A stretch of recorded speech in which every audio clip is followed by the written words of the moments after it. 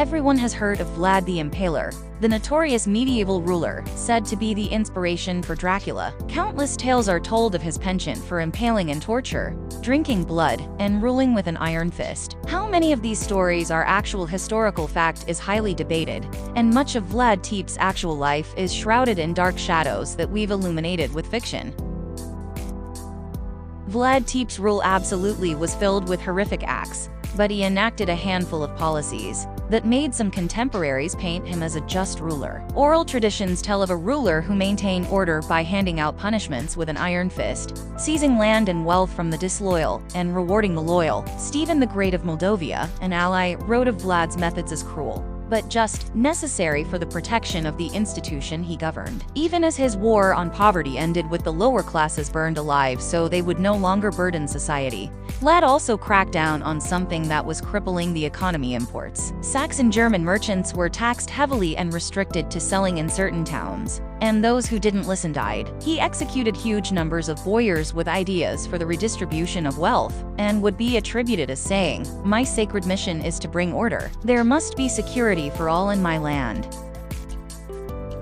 There are even more stories about what happened to Vlad's body. According to most sources, he was beheaded, and his head was sent to Sultan Mehmed as proof of his death. The rest of his body was reportedly taken to Snagov Church. Stefan the Wanderer suggests that he didn't ultimately rest there, and that his body was then taken to Constantinople, then on to Sveti Georgi, a Bulgarian monastery, where monks had supposedly hoped to somehow save his soul. Snagov has been excavated, and the only bones found were mostly of horses. There is no shortage of fringe theories about Vlad's final resting place. One student from the University of Tallinn claimed that a finding of a dragon-like creature in an Italian church meant that he was buried there, likely after his death was faked, and he was ransomed to his daughter in Naples. Spoiler alert, he wasn't.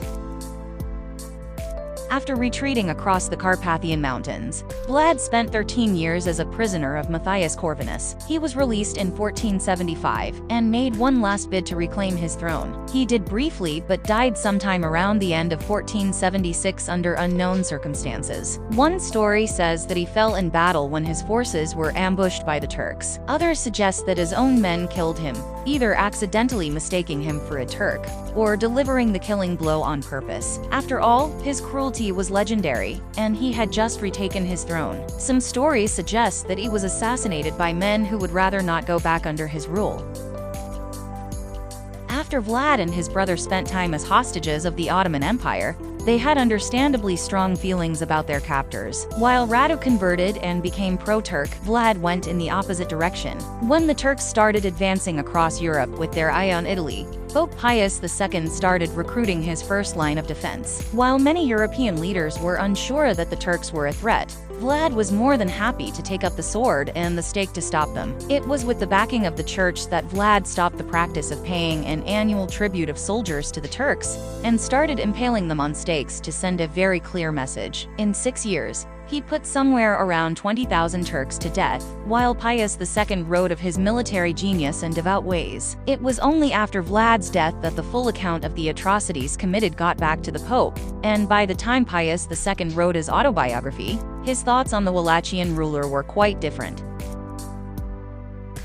At the end of the 19th century, Vlad III was far from a hated, villainous leader. Numerous pieces of literature detailed his heroic fight for freedom from the Turks. The medieval ruler became a national hero, hailed for his military genius and crusade for national pride. While not all literature was so idealized, like those that focused more on Vlad's methods than on his end goals, whether Vlad was a tyrant or a hero is still hotly debated. Stoker's Dracula was banned by Nicolae Ceausescu, and wasn't released in Romania until 11 months after his execution. Now Romania capitalizes on tourism based on a completely fictional image of their most famous ruler, who had been heralded as the one who stood up against the Turks. No one debates that 100,000 people died at Vlad's command, so factor in the vampire mythology with a debate on whether or not the ends justify the means. And the figure of Vlad III is very convoluted indeed.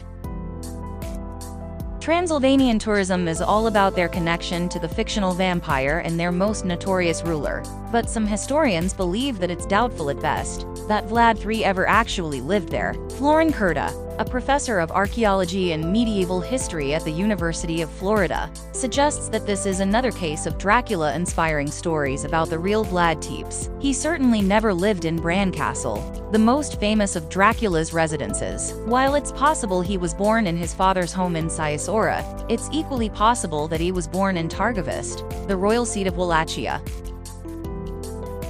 Vlad III's cruelty was legendary, but the idea that he drank the blood of his enemies may have come from nothing more than a mistranslation. In 1463, a poem called Van einem Wutrichter Heis Trakel Weide von der Wallachie, story of a violent madman called Voivode Dracula of Wallachia, was performed for the Holy Roman Emperor Frederick III. When it was translated in the 20th century, it included the idea that Vlad III dipped his bread in the blood of the men, women, and children he had impaled. But even the translation, done by scholars Radu Florescu and Raymond McNally, includes the term basically regarding what the poem actually says. Another look at the verse in question shows that it actually says that he washed his hands in blood. While that's certainly still dark, it's also entirely possible that it wasn't literal reference, but more of a metaphorical bloodbath.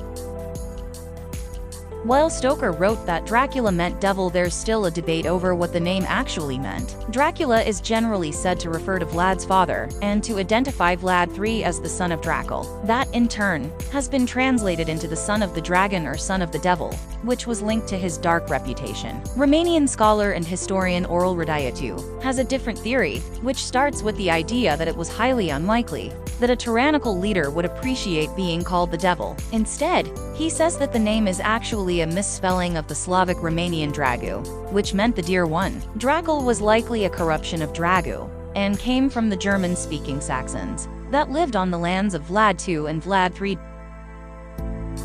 The only inspiration that Vlad Dracula gave to Bram Stoker's titular vampire was his name, and even that might be a stretch. The connection between vampires, staking, beheading, and Vlad the Impaler seems like it should be a given, but nowhere in Stoker's notes is there any indication that he was even aware of a figure named Vlad the Impaler. On vacation in Whitby in 1890, Stoker found a copy of a book called An Account of the Principalities of Wallachia and Moldavia. Buried in Stoker's notes is a reference to a footnote in the book, simply saying, Dracula in Wallachian language means devil. It's entirely possible that the name was chosen for this meaning, not the connection to Vlad III, who wasn't mentioned in the notes. In fact, the original name Stoker chose for Dracula was Wamper.